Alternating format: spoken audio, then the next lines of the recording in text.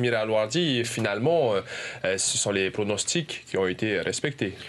Oui, alors il faut faire très attention. Vous voyez déjà que les chiffres qui ont été donnés à 20 heures ne sont déjà plus les mêmes.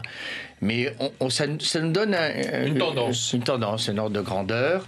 Et donc, si jamais cela se confirme, eh bien, tout simplement, on voit très bien que le Tavini et le Tauera, finalement, ont maintenu leur score du premier tour. Il n'y a pas eu de baisse, mais pas de véritable augmentation, mais que c'est le Tapura à bénéficier de ce que j'avais dit tout à l'heure, ce qu'on appelle le Bandwagon. Ça veut dire que le supplément, finalement, d'électeurs aura profité beaucoup plus à celui qui était déjà en tête. Et c'est pour ça qu'il passerait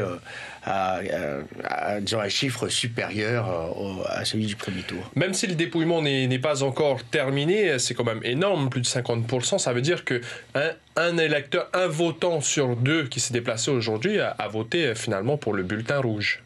Oui, alors je répète, il faut attendre vraiment pour que le résultat se peaufine. Mais effectivement, il y a ici, on se retrouve ici avec des scores qui sont des scores qu'on a retrouvés, qu'on avait par exemple en 2008 avec le Totatoaya, en 2013 avec le Tauera.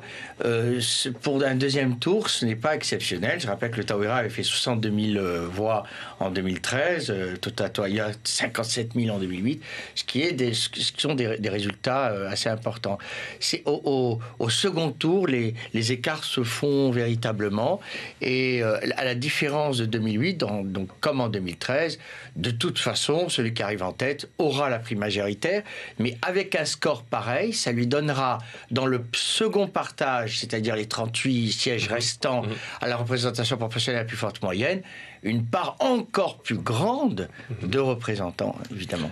Ça pourrait avoir peut-être la moitié. On peut estimer de cette façon-là. Les 2/3, ce serait 38. Voilà, c'est ça. C'était le score du Tauera en 2013. Voilà, ils avaient décroché à 38 sièges. On est dans plus de 35 sièges à l'Assemblée. Alors, avant de parler... Ce qui est très confortable et qui met à l'abri des motions de défiance, évidemment.